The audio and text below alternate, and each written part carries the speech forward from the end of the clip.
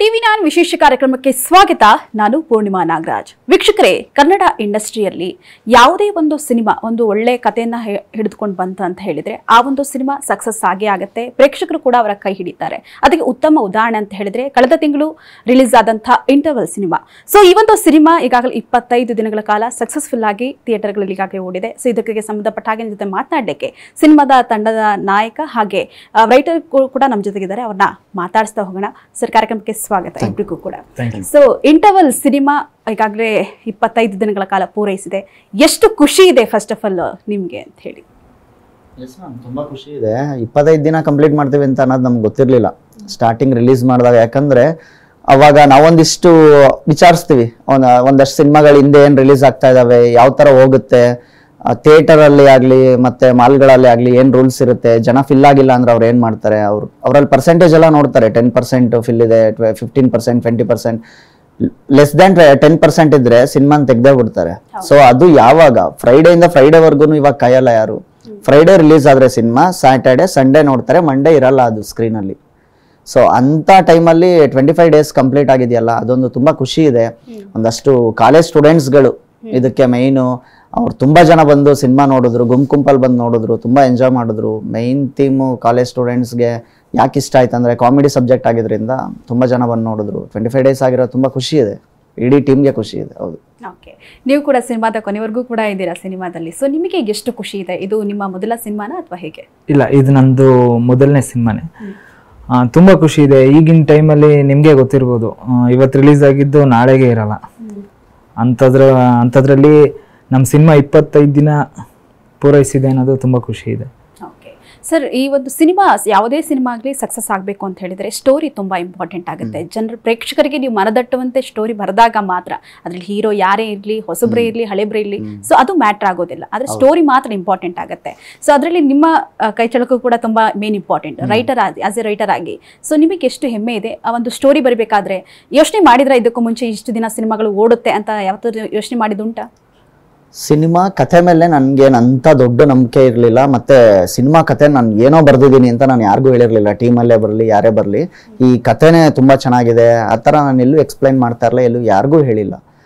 ನನಗೆ ತುಂಬಾ ಇದು ತಗೊಂತಾರೆ ಜನ ಅನ್ಸಿದ್ದು ಅಲ್ಲಿ ನಡೆಯುವಂಥ ಸೀನ್ಗಳೇನಿದೆ ಅದರಲ್ಲಿ. ಇವಾಗ ಕಾಲೇಜ್ಗೆ ಹೋಗಿ ಬರ್ತಾರೆ ಅಂತ ಅಂದ್ರೆ ಅವ್ರು ಸುಮ್ಮನೆ ಹೋಗಿ ಬರಲ್ಲ, ಅಲ್ಲಿ ಏನು ತರಲೆಗಳಾಗುತ್ತೆ. ಆ ಎಕ್ಸಾಮ್ ಹಾಲ್ ಅಂತ ಅಂದ್ರೆ ಇಷ್ಟು ಕಾಮಿಡಿಗಳನ್ನ ಎವ್ರಿ ಡೈಲಾಗಲ್ಲೂ ನಾನು ಪಂಚ್ಕೊಡ್ಬೇಕಂತ ಎಕ್ಸ್ಪೆಕ್ಟ್ ಮಾಡಿದ್ವಲ್ಲ, ಅದು ಕ್ಲಿಕ್ ಆಗುತ್ತೆ ಅಂತ ನನಗೆ 100% ಗೊತ್ತಿತ್ತು. ಅದು 99% ಅಲ್ಲ. ಕತೆ ಬಗ್ಗೆ ನಾನು ಅಷ್ಟು ಗ್ರಿಪ್ ನನಗೆ ಗೊತ್ತಿರಲಿಲ್ಲ.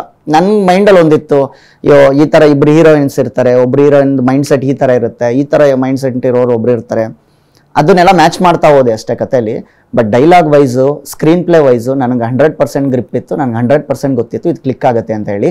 ಆಮೇಲೆ ಸಾಂಗ್ ಪ್ಲೇಸ್ಮೆಂಟ್, ನಮ್ಮ ಸಿನಿಮಾದಲ್ಲಿ ಸಾಂಗ್ ಪ್ಲೇಸ್ಮೆಂಟ್ ಏನಿದೆಯಲ್ಲ ಅದು ನೆಕ್ಸ್ಟ್ ಲೆವೆಲ್ಗಿದೆ. ಈ ಸಾಂಗ್ ಪ್ಲೇಸ್ಮೆಂಟ್ ಯಾವ ಥರ ಆಗ್ಬಿಡುತ್ತೆ ಅಂದರೆ ಅಡ್ವರ್ಟೈಸ್ ಥರ ಬಂದ್ಬಿಡುತ್ತೆ ಕೆಲವು ಸಿನಿಮಾಗಳಲ್ಲಿ ನಾನು ನೋಡ್ದಂಗೆ. ಬಟ್ ನಮ್ಮ ಸಿನಿಮಾದಲ್ಲಿ ಸಾಂಗ್ ಬಂದಿದೆ ಅಂದರೆ ಅದು ಕಥೆನ ಹೇಳುತ್ತೆ. 2.5 ನಿಮಿಷ 3 ನಿಮಿಷ ಏನು ಸಾಂಗ್ ಬರುತ್ತೆ, ಅಲ್ಲಿ ಏನಾಗಿರುತ್ತೆ ಕತೆ ನೆಕ್ಸ್ಟ್ ಕಂಟಿನ್ಯೂ ಆಗುತ್ತೆ ಆ ಸಾಂಗಲ್ಲಿ ಕೂಡ. ಸೊ ಅದು ನನಗೆ ತುಂಬ ಇಷ್ಟ ಆಯಿತು. ಸ್ಕ್ರೀನ್ ಪ್ಲೇ ಆ್ಯಂಡ್ ಡೈಲಾಗ್ಸು ನನಗೆ ಪರ್ಸ್ನಲಿ ಇಷ್ಟ ಆಯಿತು. ಕತೆ ಬಗ್ಗೆ ನೋಡಿರೋರು ಕೇಳಿ ಹೇಳ್ಬೇಕು, ಯಾಕಂದರೆ ನಾನು ಅಷ್ಟೊಂದು ವಾವ್ ಕತೆ ಮಾಡಿದ್ದೀನಿ ಅಂತ ಅಷ್ಟು ಅಂದ್ಕೊಂಡಿರಲಿಲ್ಲ.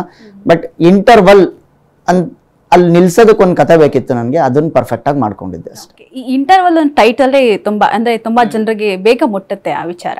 ಸೊ ಯಾಕೆ ಇಂಟರ್ವಲ್ ಅಂತಾನೆ ಇಡಬೇಕು ಅಂತ ಅನಿಸ್ತು ನಿಮಗೆ? ಇಂಟರ್ವಲ್ ಟೈಟಲ್ಲು ನಾವೊಂದಷ್ಟು ಡಿಸ್ಕಷನ್ ಮಾಡಿದ್ವಿ ಡೈರೆಕ್ಷನ್ ಟೀಮ್ ಜೊತೆ. ಎಲ್ಲರೂ ಕೂತು ರೈಟಿಂಗ್ ಎಲ್ಲ ಕಂಪ್ಲೀಟ್ ಆದಮೇಲೆ ಏನಿಡೋದು ಟೈಟ್ಲು ಇದಕ್ಕೆ. ಟೈಟಲ್ ಬಗ್ಗೆ ಇವಾಗ ಯಾರನ್ನೇ ಕೇಳಿ, ಹೋಗಿ ರೋಡಲ್ಲೇ ಕೇಳಿ ಅಥವಾ ತುಂಬ ತಿಳಿದಿರೋರ್ನ ಕೇಳಿ, ನೀನು ಏನಾದರೂ ಇಡಪ್ಪ ತುಂಬ ಕ್ಯಾಚಿ ಇರಬೇಕು. ಅವ್ನಿಗೆ ಹೆಂಗಂದರೆ ಟೈಟಲ್ ಕೇಳಿದ್ರೆ ಏನೋ ಅನ್ಸ್ಬಿಡ್ಬೇಕು, ಮನೆಗೆ ಹೋಗಿ ಯೋಚನೆ ಮಾಡ್ಬೇಕು ಟೈಟಲ್ಲೇ ಹೆಂಗ ಅಂತ. ನಾವು ತುಂಬ ಯೋಚನೆ ಮಾಡಿದ್ವಿ. ಇದಕ್ಕೊಂದೆರಡು ಟೈಟಲ್ಗಳು ಕೂಡ ಇಟ್ಕೊಂಡಿದ್ದೆ. ಅದು ಈ ಸಿನಿಮಾಗೆ ಅಂತ ಮ್ಯಾಚ್ ಆಗ್ತಾ ಇರಲಿಲ್ಲ. ಆಮೇಲೆ ತುಂಬ ಯೋಚನೆ ಮಾಡಿ ಸಿನಿಮಾ ಕ್ಲೈಮ್ಯಾಕ್ಸು 100% ಇದು ನಿಲ್ಲುತ್ತೆ ಅಲ್ಲೊಂದ್ ಕಡೆಗೆ. ನೆಕ್ಸ್ಟ್ ಏನಾಗುತ್ತೆ ಅಂತ ಅನ್ನೋದು ಜನಗಳಿಗೂ ಅನ್ಸುತ್ತೆ. ಸೊ ಇಂಟರ್ವಲ್ ಅಂತ ಇಡೋಣ. ಇದು ಸಿನಿಮಾದಲ್ಲಿ ಬರೋ ಇಂಟರ್ವಲ್ ಹೇಗಿರುತ್ತೆ ಅಂದ್ರೆ, ಅಲ್ಲಿ ಹೀರೋ ಸೋತಿರ್ತಾನೆ, ಅವನಿಗೇನೋ ಗರ್ಲ್ ಫ್ರೆಂಡ್ ಮಿಸ್ ಆಗಿರ್ಬೋದು ಅಥವಾ ಮನೇಲೇನೋ ಪ್ರಾಬ್ಲಮ್ ಆಗಿರುತ್ತೆ, ಇನ್ನೊಂದಷ್ಟು ಸಮಸ್ಯೆಗಳಾಗಿರುತ್ತೆ. ಅವನು ಸಕ್ಸಸ್ ಕಾಣೋದು ಸೆಕೆಂಡ್ ಹಾಫ್ ಅಲ್ಲಿ ಅದೆಲ್ಲ ಫುಲ್ಫಿಲ್ ಮಾಡ್ತಾ ಹೋಗ್ತಾನೆ. ಎಂಡ್ ಹ್ಯಾಪಿ ಎಂಡಿಂಗ್ ಆದ್ರೆ ಅದು ಸಕ್ಸಸ್ಫುಲ್ ಸ್ಟೋರಿ ಆಗುತ್ತೆ. ಸೊ ಅದು ಸಿನಿಮಾದಲ್ಲಿ ಬರುವಂತ ಇಂಟರ್ವಲ್ಲು.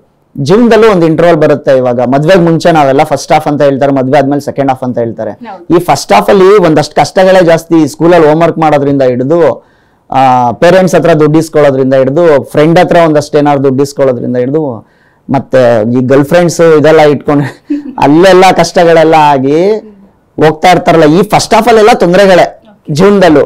ಸಕ್ಸಸ್ ಅನ್ನೋದು ಯಾವಾಗ ಅವ್ನ್ ಮದ್ವೆ ಆಗುತ್ತೆ, ಅವ್ನ್ ಮಕ್ಳಾಗುತ್ತೆ, ಅವ್ನ್ ನೀಟಾಗಿ ಕೆಲ್ಸಕ್ಕೆ ಹೋಗ್ತಾನೆ, ಇನ್ಶರ್ಟ್ ಮಾಡ್ಕೊಂಡು ಒಳ್ಳೆ ಸ್ಯಾಲ್ರಿ ತಗೊಂತಿರ್ತಾನೆ, ಮನೆ ಕಟ್ತಾನೆ, ಕಾರ್ ತಗೊಂತಾನೆ. That is second half. So ಅಲ್ಲಿಗೆ ನೋಡೋದಕ್ಕೆ ಹೋದ್ರೆ ನಮ್ಮ ಸಿನಿಮಾ ಕರೆಕ್ಟ್ ಮಿಡ್ಡಲ್ಲಿ ನಿಲ್ಲುತ್ತೆ. ಅವ್ನು ಎಲ್ಲಾ ತರ ಸೋತು ಬಂದು ಏನೇಂದ್ರ ಮೇಲೆ ನಂಬಿಕೆ ಇಟ್ಕೊಂಡು ಅದನ್ನ ಆ ತರ ನಂಬಿಕೆಗಳು ಇಟ್ಕೊಳೋದು ತಪ್ಪು ಅಂತಾನು ಹೇಳ್ತಾ ಹೋಗಿ ಇಂಟರ್ವಲ್ ಅಂತ ಹೇಳಿ ನಿಲ್ಸಿದ್ವಿ. ಇದು ದೇವ್ರು ಕೊಡುವಂತ ಪಾಸ್ಗೆ ಇಂಟರ್ವಲ್ ಅಂತ ಹೇಳಿದ್ವಿ.